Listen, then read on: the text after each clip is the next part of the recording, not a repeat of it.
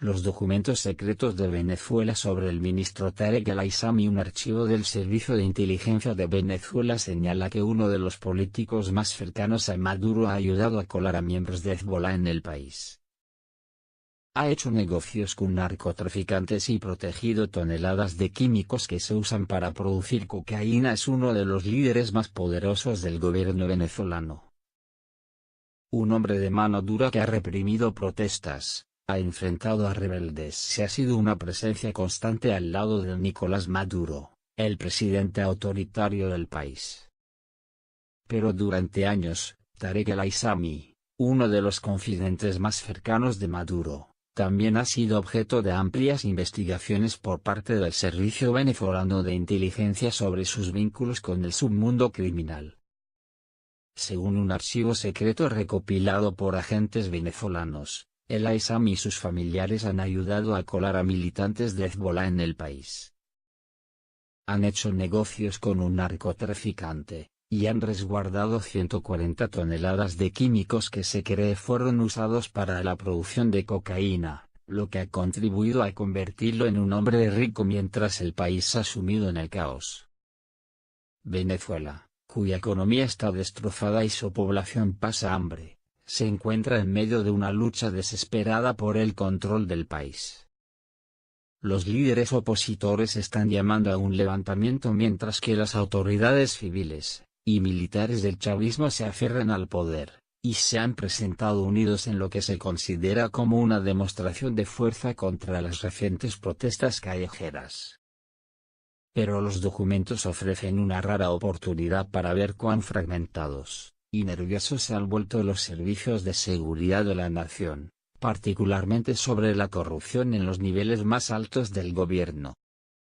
El Aissami, ex vicepresidente que ahora es ministro de Industrias y Producción Nacional del gobierno de Maduro, ha estado durante mucho tiempo en la mira de las autoridades estadounidenses.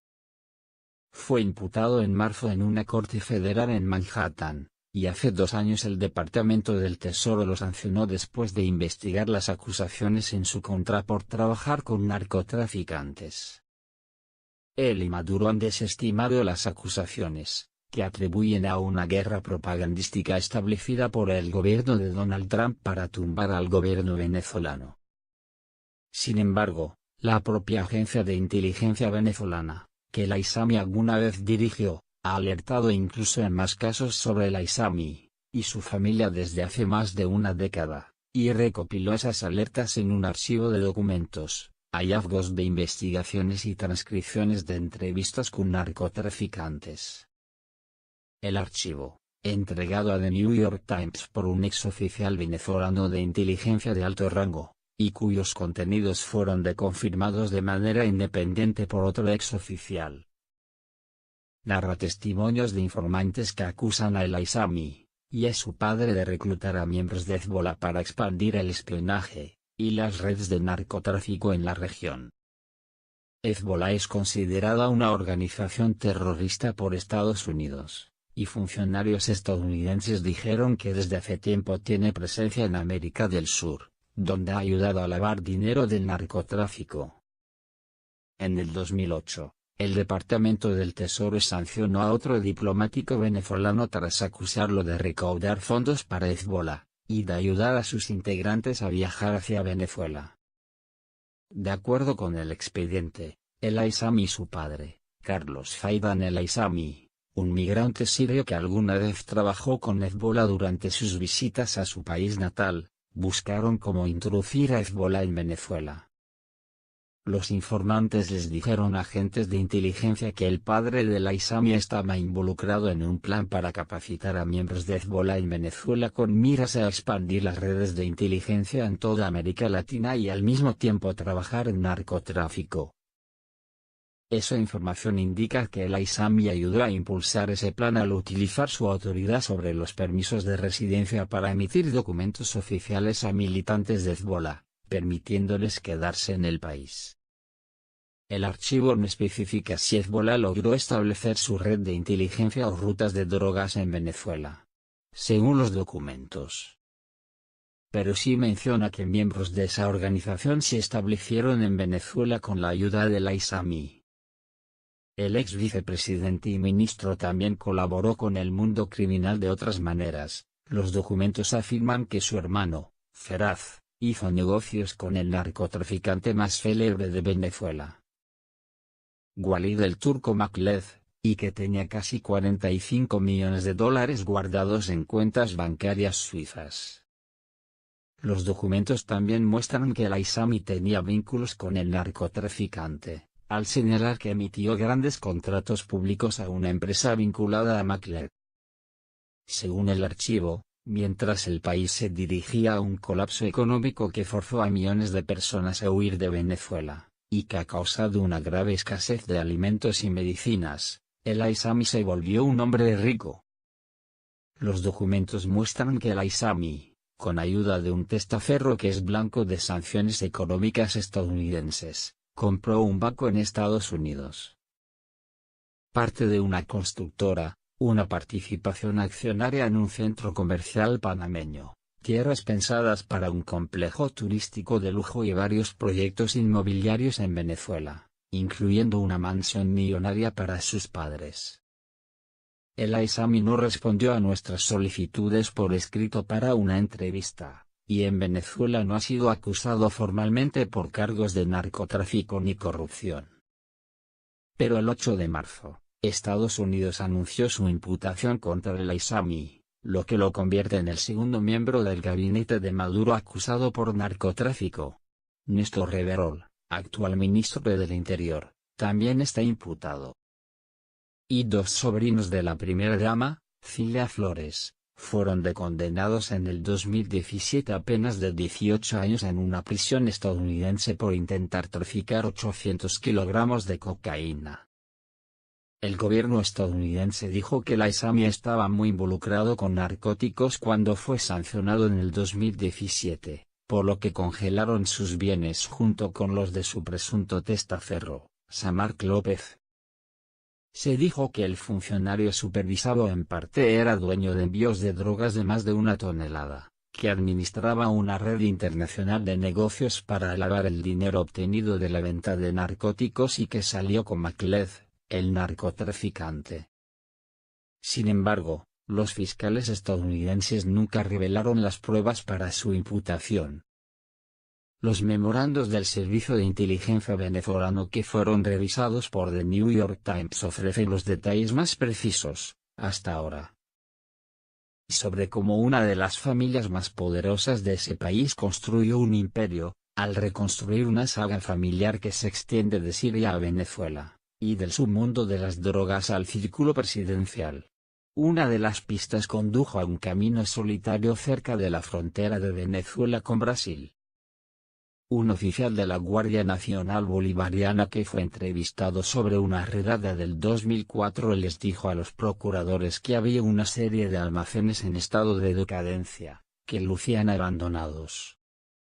Estaban siendo usados para almacenar químicos, incluyendo 140 toneladas métricas de urea, un precursor que se utiliza para hacer cocaína, según los documentos. Pero los sitios no estaban vacíos. La urea es una sustancia de venta controlada en Venezuela, y los documentos indican que los dueños de los almacenes no tenían cómo presentar las licencias para la compra. Un investigador policial les dijo a los procuradores que la urea supuestamente fue vendida para ser usada como fertilizante, pero esa explicación era sospechosa porque no hay actividades agrícolas en la región. La redada fue el principio del fin para el narcotraficante venezolano, que Estados Unidos quiere extraditar. Y luego apareció el dueño de los químicos, Maklev. La Administración para el Control de Drogas de Estados Unidos, DEA, empezó a consolidar los casos en contra de Maklev por traficar drogas con ayuda de funcionarios de alto nivel. Maklev fue capturado 6 años después, y en 2015 lo sentenciaron a 14 años de prisión en Venezuela por tráfico de drogas y lavado de dinero. Pero aparentemente pasaron por alto a otro hombre clave en el caso, Aissam al-Aissami, otro familiar del Aissami, quien les dijo a los procuradores que era el representante legal de Macleay Investments, la compañía del turco. Dos personas que conocen a la familia identificaron al Aissami como primo directo de Tarek El Aissami. Al Aissami no pudo dar más información sobre los posibles compradores de la urea, y los investigadores derivaron el caso a la División de Narcóticos de la Agencia de Criminalística y Forense por sospecha de contrabando, según los documentos policiales que son parte del archivo. Al Aissami tenía un familiar poderoso con el Aissami, quien se crió con él en Venezuela, y con otros integrantes del clan que habían llegado desde Siria. Ni Macleay ni al Aissami respondieron a solicitudes escritas para que hicieran declaraciones. A medida que la investigación se fue moviendo por agencias estatales, el Aissami empezó a ascender en los círculos políticos de la izquierda de su país. Pasó de ser cercano al hermano del fallecido Hugo Chávez a ser legislador del Partido Socialista Unido de Venezuela y, en 2008, fue el ministro del Interior. Ese año, una empresa subsidiaria de la estatal Petróleos de Venezuela, BSA, intervino en el caso. Escribió una carta que decía que podía justificar los químicos encontrados en los almacenes. Los documentos de los procuradores parecen mostrar que la urea incluso fue devuelta a Macleay, quien aceleró su negocio de tráfico de drogas en Venezuela y en Colombia. En ese entonces no se presentaron cargos contra Macleay ni al Aissami. En algún momento antes de 2010, Macleay fue buscado por el hermano del Aissami, Feraz, para que diera una suma considerable de dinero a una compañía de importaciones basada en Panamá, según el informe de inteligencia. El dinero sería usado para adquirir un tanque petrolero para usarlo como parte de un contrato con BSA. Otras ramas de la familia del Aissami también buscaban hacer negocios con Macleay.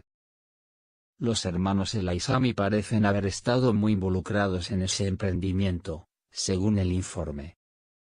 Feraz y un socio del negocio eran la imagen pública de la empresa, mientras que Tarek, quien era ministro del Interior en ese entonces, firmó contratos públicos lucrativos con la empresa, entre ellos uno que fue otorgado sin licitación para dar suministros al sistema carcelario de Venezuela, según el informe de inteligencia. Hubo otro hombre que generó sospechas respecto a la empresa de importaciones, López, el hombre que según los funcionarios estadounidenses actuó como testaferro del Aissami en la red de tráfico de drogas. El informe también incluye recibos bancarios de HSBC para cuentas vinculadas a Feraz, el hermano del Aissami, por casi $45 millones, un dinero que el informe vincula a Macleay, el narcotraficante. HSBC cerró las cuentas de Feraz después de que Macleay fuera arrestado por cargos de tráfico de drogas, de acuerdo con los documentos de inteligencia. El archivo concluye con testimonios de informantes sobre los vínculos de la familia con Hezbollah, al detallar esfuerzos para reclutar a militantes que iban a establecer una red de tráfico de información y de drogas por América Latina. Una de las fuentes para esa información fue el mismo Macleay, quien describió cómo el Aissami estaba involucrado en el plan, según un memorando de inteligencia. Esa no es la única vez que el Aissami fue acusado de ayudar a Hezbollah o a Macleay. Funcionarios estadounidenses, y algunos venezolanos, han hecho afirmaciones similares, aunque el Aissami ha negado tener vínculos con grupos militantes en el pasado, a pesar de los reportes periodísticos.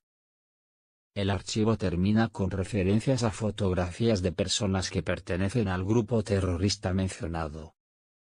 Pero los oficiales de inteligencia venezolanos sentían que tenían evidencia de lo contrario.